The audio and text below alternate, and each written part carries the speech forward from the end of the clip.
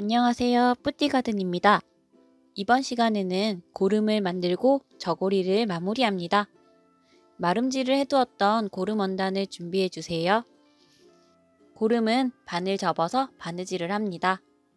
잘라놓은 원단을 길게 반으로 접어 시침핀으로 고정해 주세요. 시침핀을 사용할 때는 손을 조심하세요.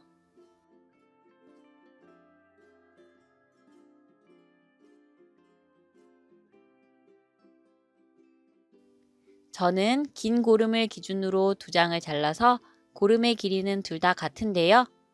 한 장을 조금 잘라서 짧은 고름으로 만들어줍니다. 보통 아동은 5에서 7cm, 성인은 7에서 10cm 정도의 고름 길이 차이가 있습니다. 저는 5cm 정도를 잘라낼게요. 이렇게 길이가 차이 나도록 고름 2장을 준비해주세요. 자를 이용해서 만들고자 했던 고름 너비대로 시접을 그려줍니다. 저는 3cm 너비의 고름을 만들 거예요. 접혀있는 쪽부터 너비를 재어주세요. 시접자를 이용하시면 반듯하게 고름 너비를 그릴 수 있습니다.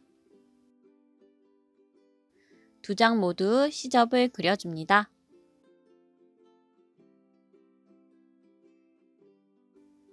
끝부분에 1cm 정도의 시접도 그려줍니다.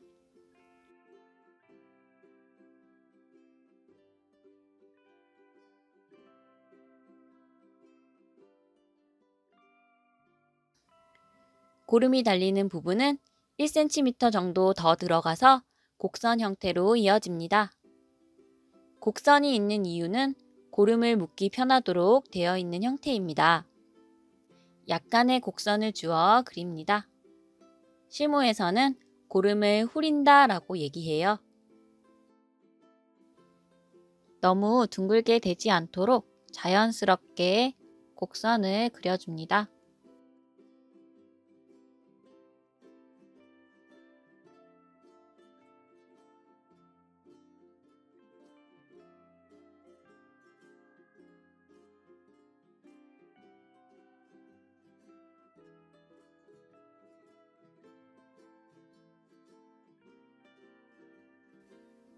시접선을 따라서 박음질을 해주세요.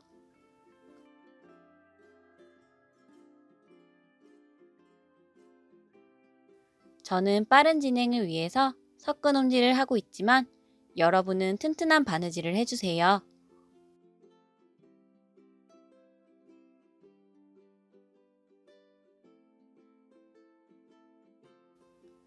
요즘은 고름을 길고 넓게 하지 않아요. 옛날 전통 한복은 고름 폭도 넓고 길이도 많이 길었지만 요즘은 편의성을 생각해서 고름의 크기가 많이 작아졌어요. 생활 한복은 아예 없는 경우도 많아요. 고름은 개인의 취향이 많이 들어가는 부분이고 저고리의 한가운데에 있기 때문에 포인트 부분이기도 해서 잘 선택해서 만들어 보세요. 같은 한복에 고름만 바꿔 달아줘도 분위기가 확 달라진답니다. 가끔 한복집에서는 화섬 한복에 본견 고름을 달아서 더 고급스럽게 보이게 하기도 해요. 옛날 사람들은 고름 색상으로 자신의 처지를 나타내기도 했다고 합니다. 그만큼 고름은 섭, 깃과 더불어 가장 눈에 띄는 부분이에요. 저는 영상 시간상 홈질을 하였습니다.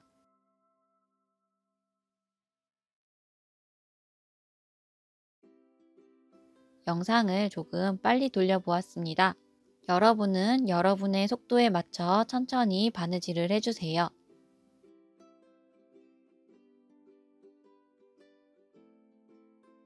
바느질 끝부분에서는 튼튼하게 2~3땀 더 바느질을 해주세요. 시접선대로 바느질을 끝냈다면 시접을 조금만 정리해주세요. 너무 많이 잘라낼 필요는 없고 시접은 1cm 정도만 남겨두면 충분해요. 우리가 아까 곡선으로 그렸던 부분은 모양을 내기 위해 심을 넣기도 합니다. 시접을 박음질 선을 따라서 한번 꺾어 다려주세요.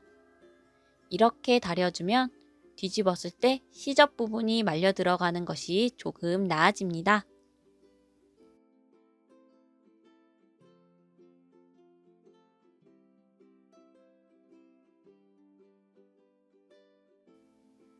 곡선으로 바느질한 부분은 시접을 바느질 선에 따라 정리해 주세요.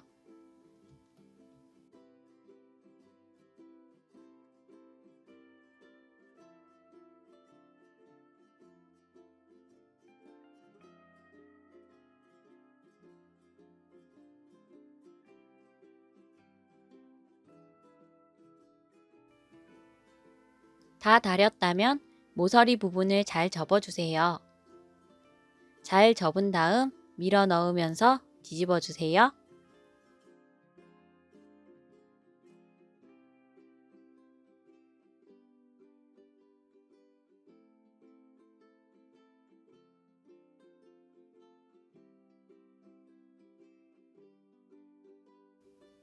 뒤집을 때는 뾰족한 것이 아닌 끝이 둥근 것으로 뒤집어 주세요. 너무 뾰족하면 찢어지거나 구멍이 나서 뜯어져요.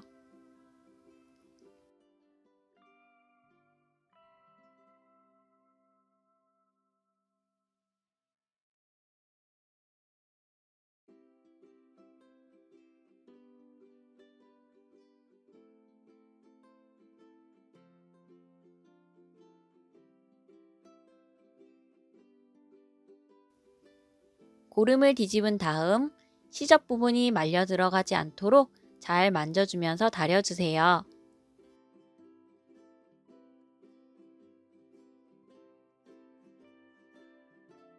고름의 끝부분에 시접이 말려들어 있다면 시침핀으로 살짝 빼서 모양을 다듬어 주시고요. 시접이 말려 들어가지 않도록 손으로 살살 매만져 주면서 시접을 다려줍니다.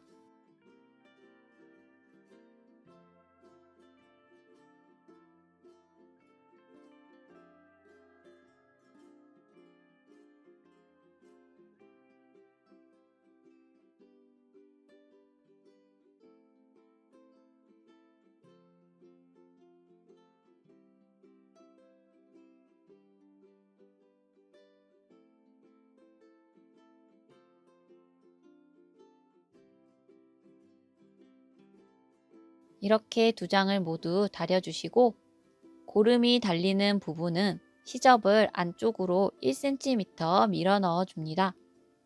잘 만져주면서 반듯하게 넣어줍니다. 이 부분을 대박음질 하지 않았다면 이렇게 하는 과정에서 많이 뜯어지기도 합니다. 바느질을 조금 더 튼튼하게 해서 안쪽으로 말아 넣을 때 바느질을 한 선이 뜯어지지 않도록 꼼꼼히 만들어주세요.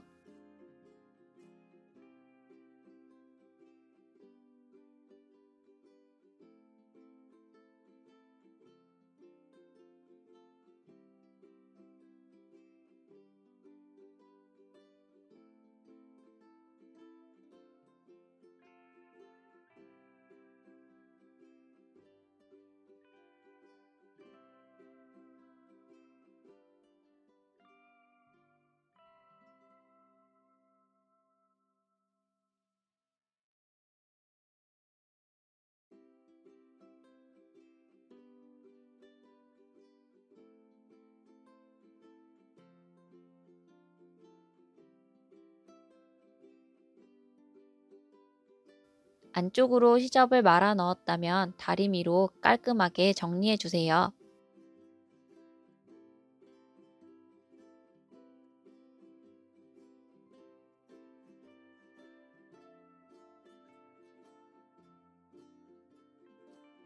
긴 고름은 입었을 때 왼쪽, 즉 겉섭이 있는 길에 달려야 하고 짧은 고름은 입었을 때 오른쪽, 즉 안섭이 있는 길에 달려야 합니다.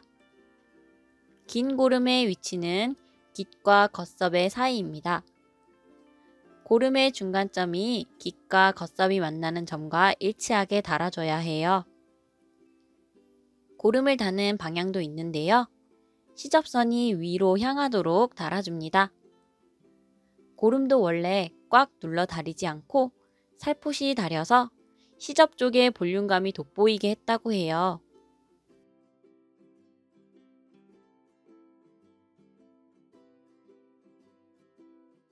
긴 고름을 겉섭 쪽에 놓고 시침핀으로 고정해 주세요.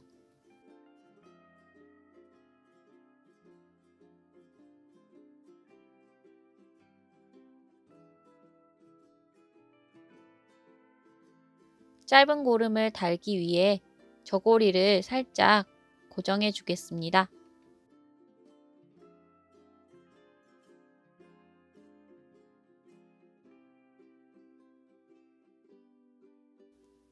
짧은 고름은 긴 고름과 같은 높이와 고대점에서 그대로 내려온 점이 만나는 지점에 달리게 되어요. 짧은 고름은 고대점보다 1cm 정도 살짝 밖으로 내어 달기도 하고 요즘은 많이 내어 달기도 해요. 고대점보다 들어가서 달리는 경우는 거의 없어요.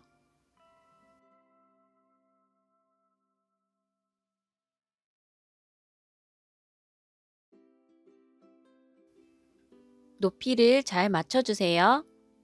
고름이 달리는 자리에 시침핀으로 고정을 시켜주세요. 고름의 끝이 좌우 바깥쪽으로 향하게 놓고 끝쪽 1mm를 박음질로 고정합니다. 고름은 튼튼하게 달려야 해서 꼭 박음질 해주세요. 가정용 미싱으로 간혹 너무 두꺼워서 잘 달리지 않는 경우도 있어요. 그럴 때는 그냥 손바느질로 하시는 게 더욱 편해요. 고정을 하겠습니다.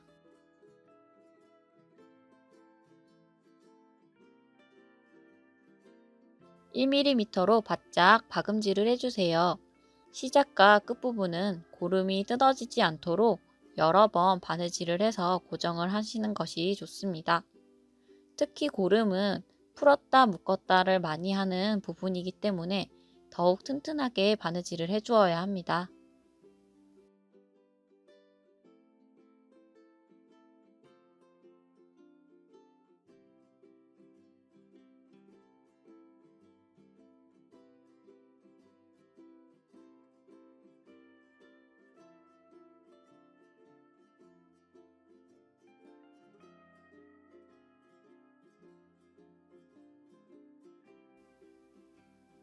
안쪽 고름도 신경을 써서 달아주세요.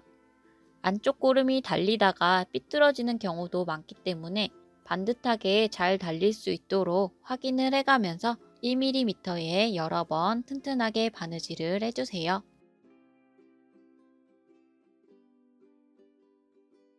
매듭은 안쪽에서 마감을 하시면 깔끔합니다.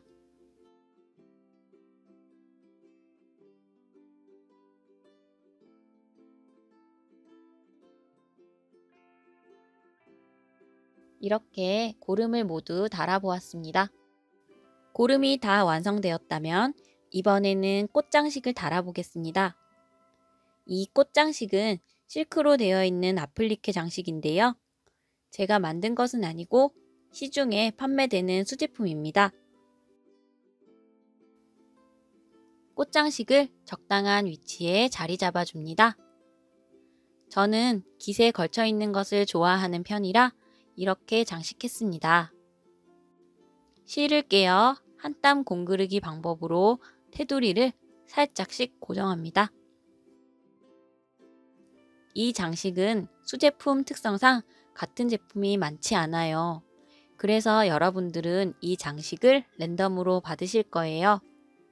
저와 같은 것을 받으신 분도 계실 것이고 다른 것을 받은 분도 계실 거예요. 연습을 해보는 것이니 이해 부탁드려요. 꽃부분은 한 땀을 뜨고 저고리 안감과 겉감 사이로 듬성듬성 뜨는 방식으로 고정해요. 실땀이 밖으로 최대한 안 보이게 꼼꼼하게 고정해주세요. 여러분은 장식의 색상이나 저고리의 색상에 맞는 실을 사용해 주시면 됩니다.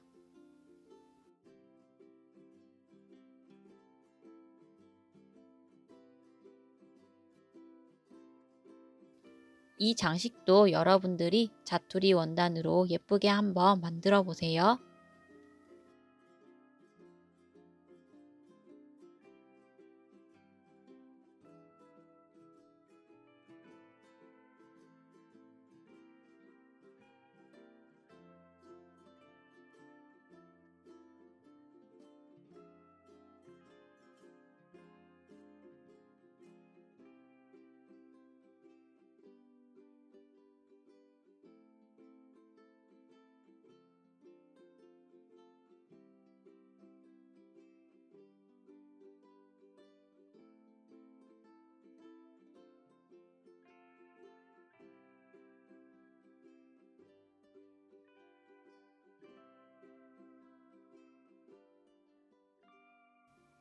꽃장식을 다 다셨다면 이번에는 스냅 단추를 달아볼게요. 아동 한복은 1개 정도면 충분하지만 성인들은 간혹 많이 벌어지는 경우도 있어서 2개 정도는 사용해서 고정하면 좋아요.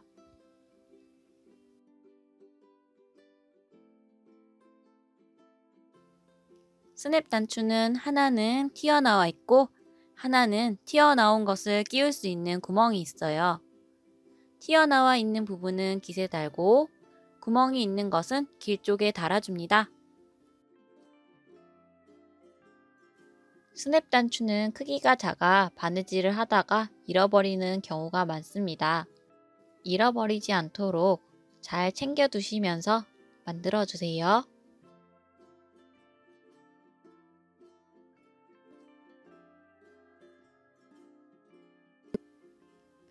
고름이 있는 부분에 달아주면 고름으로 여밈이 부족할 때 예쁘게 고정시켜 줍니다.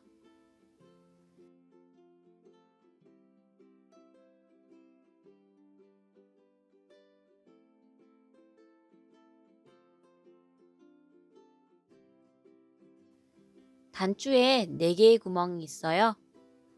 먼저 단추를 달 자리에 실을 한 땀 꿰고 단추가 달릴 자리에 단추를 잘 잡고 여러 번 왔다 갔다 하면서 고정시켜 주세요.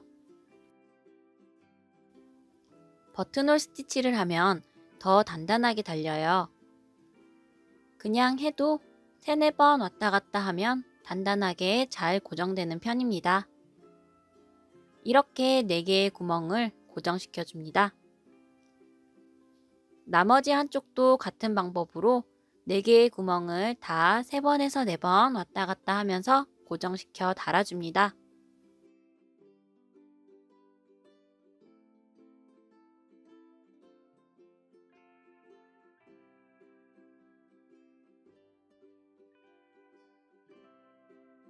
스냅 단추의 정확한 위치는 입어보신 다음 고름을 메어 보시고 여밈이 필요한 위치를 표시한 다음 달아주시는 것이 가장 좋습니다.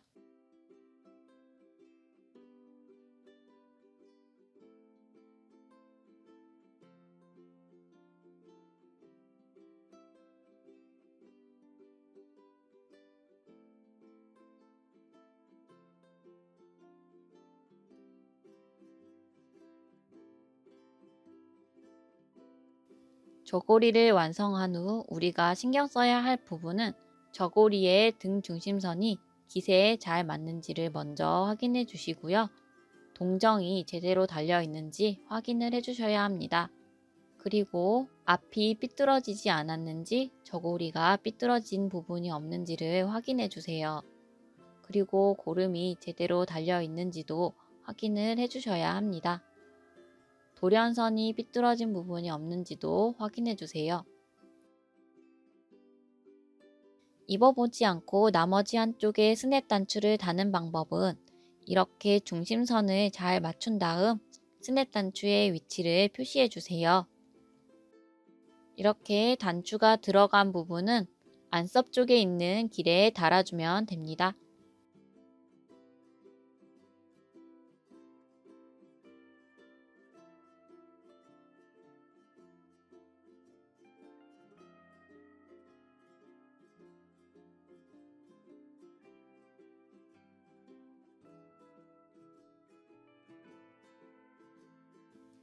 바느질을 하다가 위치가 틀어지지 않도록 잘 잡고 바느질을 해주세요.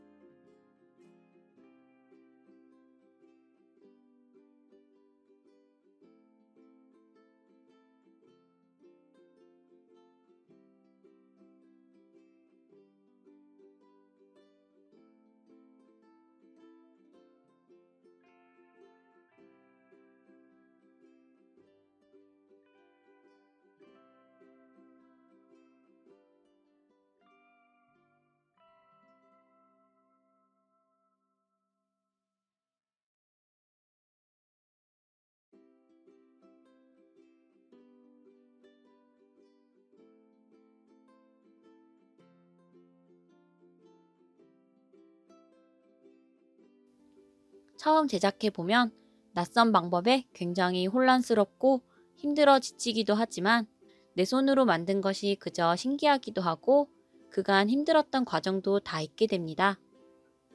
여러분도 포기 마시고 차근차근 따라 하시면서 어려웠던 내용이나 중요한 내용은 꼭 시크릿 노트에 알기 쉽게 정리해 보시면 분명 많은 도움이 되실 거예요.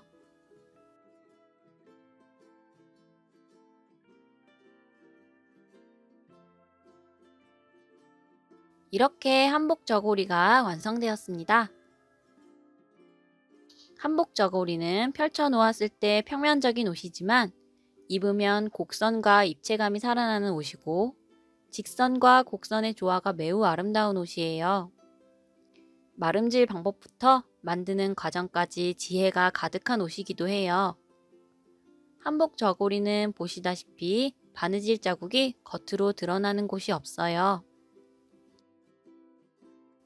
제가 수업 중에 빨강색 실을 쓰고 진한 색으로 표시를 했는데도 불구하고 이렇게 겉으로 땀이 드러나거나 하지 않는 것을 보면 우리 조상님들이 얼마나 세심한 분들이었는지도 짐작이 가능하죠. 다음 시간부터는 예쁜 말기치마도 만들어서 멋진 한복 한 벌을 내 손으로 지어봐요. 다음 시간에 뵙겠습니다.